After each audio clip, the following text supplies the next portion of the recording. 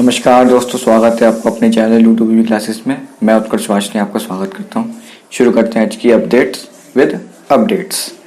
आज का first question हमारा है कि राष्ट्रीय प्रौद्योगिकी दिवस कब मनाया जाता है। तो राष्ट्रीय प्रौद्योगिकी दिवस हर मई की 11 तारीख को राष्ट्रीय प्रौद्योगिकी दिवस मनाया जाता है। ठीक है, 11 मई राष्ट्रीय प्रौद्योगिकी दिवस मनाया जाता है। नेक्स्ट क्वेश्चन, रक्षा मंत्री राजनाथ सिंह ने इस सेवा में 9,304 पदों को रद्द करने के प्रस्ताव को मंजूरी दी है। तो वो कौन से पद हैं जिनको राजनाथ सिंह ने मंजूरी दी है निरस्त करने की। तो वो है सैन्य अभियांत्रिकी सेवा। सैन्य अभियांत्रिकी सेवा को राजनाथ सिंह ने, जो कि हमारे रक्षा मंत्री हैं देश के, उन्होंने उस प्रस्ताव के जो प्रस्ताव आया था उसको मंजूरी दे दी है। ठीक, तो क्वेश्चन ये आ सकता है कि किस प्रस्ताव को राजनाथ सिंह ने मंजूरी दी है। तो सैन्य अभियांत्रिकी सेवा, या फिर यह आ सकता है कि सैन्य अभियांत्रिकी सेवा को किस मंत्री ने या किस नेता ने मंजूरी दी है। तो वो राजनाथ सिंह रक्षा मंत्री है। नेक्स्ट क्वेश्चन, INS केसरी रवाना हुआ। तो INS केसरी जो रवाना हुआ है वो किस योजना के तहत, किस चीज के लिए हुआ है। तो वो जो हुआ वो है सागर अभियान के लिए। अब सागर अभियान क्या है? सागर अभियान है कि इस सागर अभियान के तहत खाद्य पदार्थ और दवा पहुंचाने के लिए भारतीय नौसेना का एक जहाज मालदीव, मॉरिशस, शेलिसस, मेडागास्कर और कामोरस के लिए रवाना हुआ है। कौन हुआ है? INS केसरी।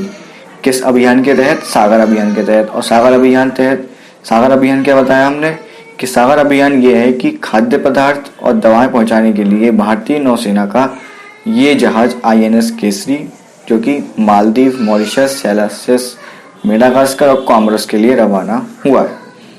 नेक्स्ट क्वेश्चन, 2020 में ऊर्जा की मांग में इतने प्रतिशत कमी आएगी। तो ऊर्जा की मांग में जो कमी आएगी वो कितने प्रतिशत कमी आएगी? 2020 में 6% की कमी आएगी। ये जो 6% कमी का जो आकलन लगाया गया है, अनुमान, वो इंटरनेशनल एनर्जी एजेंसी के ग्लोबल एनर्जी रिव्यू 2020 शीर्षक के प्रतिवेदन के अनुसार लगाया गया। उनका यह मानना है कि वर्ष 2020 में जो ऊर्जा की मांग है वो 6% की कमी उसमें आ जाएगी। कौन से संस्थान ने किया है? इंटरनेशनल एनर्जी एजेंसी के ग्लोबल एनर्जी रिव्यू किया है। नेक्स्ट क्वेश्चन है कि भारत से 88 उपचारिकाओं का पहला जत्था इस देश में पहुंचा है।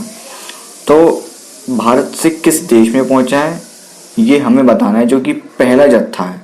तो वो है UAE, यानी कि संयुक्त अरब अमीरात, यूनाइटेड अरब एमिरेट्स। कितने डॉक्टर्स का पहुंचा है? 88 डॉक्टर्स का पहुंचा है। कहाँ पे? UAE में। इसमें क्या है कि जैसे मौजूदा समय में हमारे देश में भी और पूरे विश्व में इस कोविड-19 का जो संक्रमण बहुत तेजी से फैल रहा है, उसकी जो भारी वृद्धि हो रही है, उसके बीच भारत ने अपने स्वास्थ्य पेशेवरों की मदद के लिए भारत से 88 उपचारिकाओं का पहला जत्था इस देश में पहुंचाया। नेक्स्ट क्वेश्चन है कि रीस्टार्ट नाम से एक उच्च स्तरीय डिजिटल सम्मेलन आयोजित किया जाएगा। तो वो सम्मेलन का क्या नाम है और कहाँ पे किया जाएगा? उस सम्मेलन का जो आयोजन किया जाएगा वो नई दिल्ली में किया जाएगा।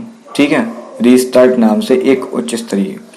अब उसके बारे में थोड़ा सा जान लेते हैं। प्रौद्योगिकी विकास समिति, ये जो जिसके अंतर्गत हो रहा है, तो ये जो हो रहा है कि प्रौद्योगिकी विकास समिति और भारतीय उद्योग परिसंघ द्वारा कराया जा रहा है।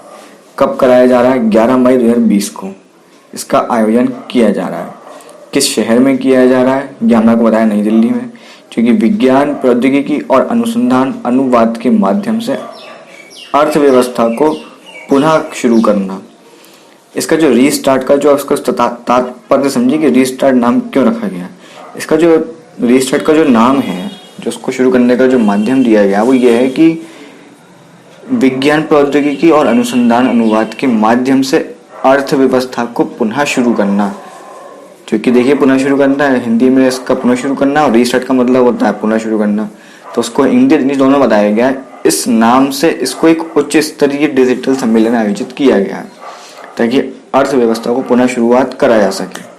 ठीक, नेक्स्ट क्वेश्चन है कि बेंगलुरु के इस उद्यान में नेक्स्ट क्वेश्चन है कि प्रवासी राहत मित्रों ऐप तैयार किया है। तो प्रवासी राहत मित्रों जो ऐप तैयार किया गया है वो किस राज्य ने कराया? तो वो है उत्तर प्रदेश राज्य ने। उत्तर प्रदेश राज्य ने प्रवासी श्रमिकों की मदद के लिए ये ऐप लॉन्च किया है, तैयार किया गया है, क्योंकि इस टाइम तालाबंदी के दौरान प्रवासी श्रमिक की मदद नहीं हो पा रही है, तो उनके लिए एक प्रवासी राहत मित्र ऐप तैयार किया गया है उत्तर प्रदेश सरकार द्वारा।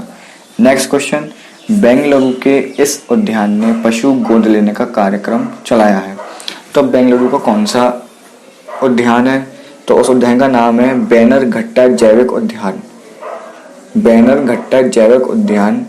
इसने कोविड-19 के चलते पशु गोद लेने का कार्यक्रम चलाया है, क्योंकि हम इंसान तो घर में बैठकर अपनी ज़िंदगी काट लेते हैं, किंतु जो जानवर होते हैं, पशु होते हैं, जिनको हम अपने घर में पाल सकते हैं, उनको तो हम गोद ले ही सकते हैं, क्योंकि वही ये बेंगलोर में किया जा रहा है। ठीक है, तो इसलिए हमें जानवरों की थोड़ी सी मदद करनी चाहिए। अगर आपके घर के आसपास भी कोई जानवर अगर घूम रहा हो तो उसकी सहायता करें, उसको कुछ खाने पीने के लिए उसको देते रहें। चिड़िया को दाना डालते रहें, कुत्ते होते हैं उनको भी खाली, वरना जानवरों की भी बहुत बुरी हालत हो जाएगी। ठीक है, तो इतना आप करें, मैं भी कर रहा हूँ, इसलिए मैं चाहता हूँ कि आप भी लोग करें इस चीज़।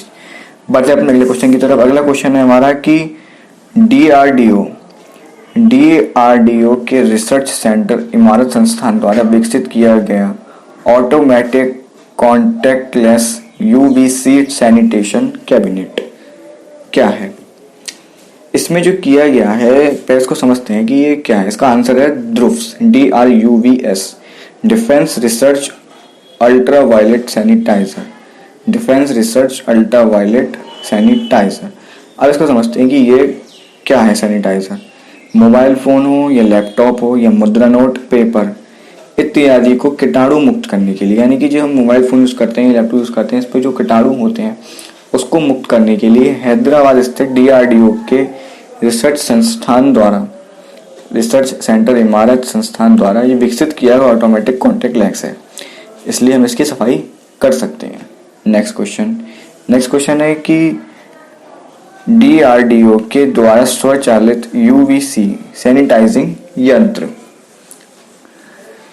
अल्ट्रावायलेट सैनिटाइजिंग यंत्र कौन सा है? उसका नाम है नोट्स क्लीन के द्वारा। अब उसमें थी कि लैपटॉप और फ़ोन को सैनिटाइज किया जाएगा, लैपटॉप को जिसके कीटाणु में उसको मुक्त करने के लिए। इसमें केवल मुद्रा नोट कीटाणु मुक्त करने के लिए ये बनाया गया है, इसको विकसित किया गया है, जिसका नाम है नोट्स क्लीन यंत्र। ठीक, बढ़ते हैं आज के अगले क्वेश्चन और लास्ट क्वेश्चन की ओर। संयुक्त राष्ट्र डाक प्रशासन की स्थापना, United nation post of administration की स्थापना कब की गई थी? संयुक्त राष्ट्र डाक प्रशासन 16 नवंबर 1950 को इसकी स्थापना की गई थी, 16 नवंबर 1950। बात करिए इसके मुख्यालय की। इसके मुख्यालय 3 जगह है, नोट कर लीजिए, न्यूयॉर्क, जिनेवा और वियना। ये 3 जगह इसके मुख्यालय हैं।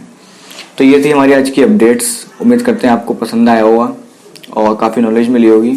बात करी जाए यदि कल के क्वेश्चन ऑफ द डे की, कल का क्वेश्चन आपका ये था कि UNEP की स्थापना कब की गई थी? UNEP की स्थापना कब की गई थी? संयुक्त राष्ट्र पर्यावरण कार्यक्रम की स्थापना इसकी की गई थी 5 जून 1972।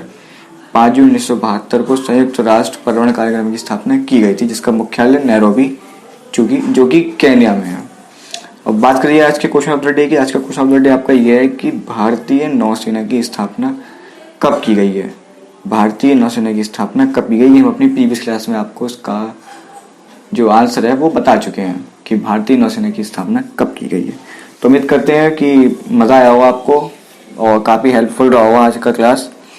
और ऐसे ही आप हमारे साथ लगे रहिए, हमारा उत्साहवर्धन करते रहिए, ताकि हमें भी आपसे उत्साह मिले कि हाँ आप लोग पढ़ रहे हैं और हमारी वीडियो का लिंक शेयर कर दीजिए अपने ग्रुप्स में।